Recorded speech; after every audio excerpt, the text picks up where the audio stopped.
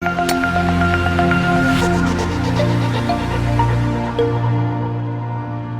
of love that we all hold near and dear to our hearts. And so what does retail have to do with love and respect? Well, if you listen to the news or you read, not much at this point. And like the media today, it's very, very disconcerting because as you've seen today with the speakers that are in the room and what you know is going on in retail, these incredible bright minds of students that want to be in this space, the media is not doing us any help right now. I mean, right now, unprecedented store closings in 17 and probably 18 are nothing but a long liquidation process that's been going on for decades. And I would say that not necessarily the people here, but retail in general owes the consumer an apology. And if we start to take a concept of what it really means to drive value with the customer, I would suggest that we start focusing on what's real instead of just opinions. So this may be a shocking statement to you, but it's really not transforming retail. I mean, we used to call it the internet. We used to actually call it showrooming, but I haven't heard that word today.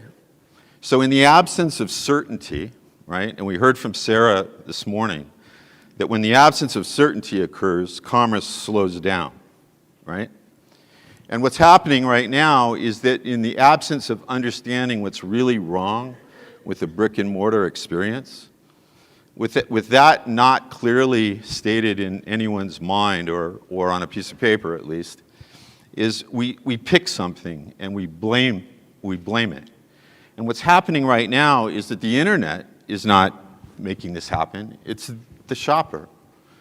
In the absence of having a better opportunity, why would I go to a brick and mortar and be offended by the service level when I can sit at home and click and purchase in a matter of seconds and have a sense of being that says that I'm in charge, I'm certain of my surroundings, and I have the ability to make a purchase on my own time. But if we go back to the reason that people gather and the reason that brick and mortar exists, this is what concerns me. And if you think about it, how much conversation in the last year have you heard about the commitment to investment of the associate on the floor? How much do we really invest in the last 3 feet? So the billions of dollars that are expended on brand and that effort is relegated to between 10 and 9, Monday through Saturday, and 11 to 7 on Sundays. And yet you can go onto Amazon 24 hours a day, 7 days a week. You know exactly what that experience is. You can get in, you can get out, and 99.9% of the time, it works perfectly. And when it doesn't, they have a maniacal obsession with solving the issue and making you happy. And yet, brick and mortar has the hardest single job. It's the greatest challenge in retail. It's one of the hardest industries I've ever been in. And manufacturing, that's easy compared to the retail experience. So I would suggest that we should all worry about this and that we should think about how we're going to not give it lip service, but actually invest. So if you think subconsciously, the consumer, all of us, want to gather. We want to be with each other because if you didn't, you wouldn't have come here today. You wouldn't be at this conference. You'd be Skyping in or multiple Skyping in. But we need human interaction. It's in our DNA, it's in our subconscious. It's something that we can't live without. It's why retail was invented, why it occurred in the first place. There were gatherings, there were markets, there were minstrels, there were people that came, and they shared ideas, and they passed on the news, and they saw things that they didn't know was possible. And this concept of why we exist actually sits in a in an education standpoint in brain science. So if you spent any time in this area, you would know that the human, us, has the need to have our status elevated. We need to be certain of our surroundings. We need to have the autonomy to choose how we buy. We need to relate to what's around us. And at the end of that day, that checks the fairness box. And that's what releases dopamine into our brain. And that is what creates a sense of joy. So while you were wearing for most of the day a beautiful scarf, I would gift you that acronym, SCARF, Status, Certainty, Autonomy, Relatedness, and Fairness. But what do we measure? We measure a lot. Let me, a show of hands. How many of you have received data, information, reports, decks, and you've read it for your business, and over the weekend you thought to yourself, that was interesting, but did I really learn anything from the data? Raise their hands. Be honest. Yeah, it's about 100% of the room. And what I don't want you to feel is that I'm against little data, big data, machine learning, because coming from manufacturing and service businesses and retail, I know how important it is. But I also know that it can be a tremendous blinder to what's got to be viewed as the most important piece of data there is. And that's right here, is raising our customers' status in our stores. It's getting our associates to understand what seemingly is an easy concept, but a difficult execution.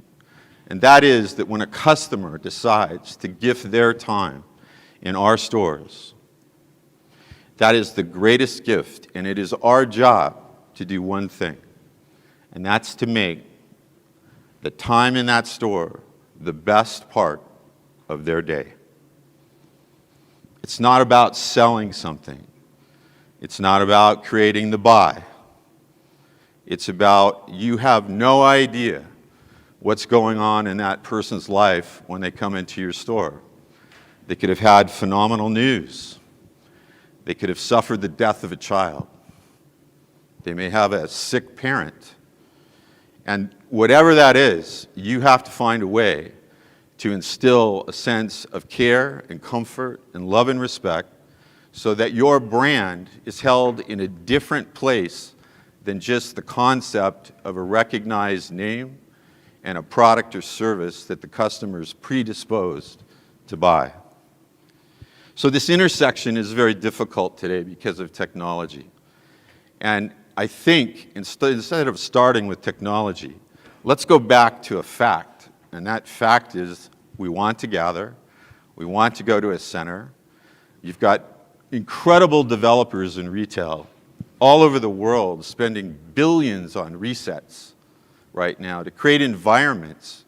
But retail has a responsibility to be a part of that environment and to make it connect so that the customer is learning, is dreaming, is playing, and choosing in an elegant way.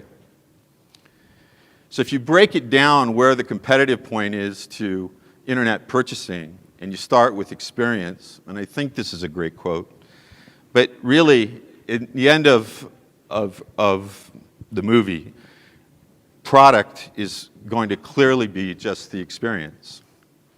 This gentleman, whom you all know, this was a great quote, and it wasn't really how the product looks, but it was how it works. Think about your iPhone, particularly when you don't have a cover on it, right? It has a warmth to it. It has a tactile sensation to it. It has smooth edges. Its fit and finish is extraordinary. And how it works, it makes you more efficient. And for most of it's anchor to reality today. We can't live without it. But what if those two things aren't enough? And what if design and experience won't sell the product? And what if learning is a key component? In my last 6.5 years, I learned a lot about the consumer. And I learned that the consumer wants to know what's possible. They don't want endless choices, but they want to be able to come in and they want to be able to spend time dreaming about how to live a better life. They want to touch and feel and play with things. And they want to choose in a way, yes, that's efficient. Therefore, we created words like omnichannel, and all that's good. But the purpose of connecting with another human being and watching people around you in a store is the validation that, wow, that person's interested in what I'm interested in, and the conversation begins. And the fear is if we don't get this right, and that if technology and internet just drives the experience, the design, and the learning, then we're not going to be together. And here's what I can tell you.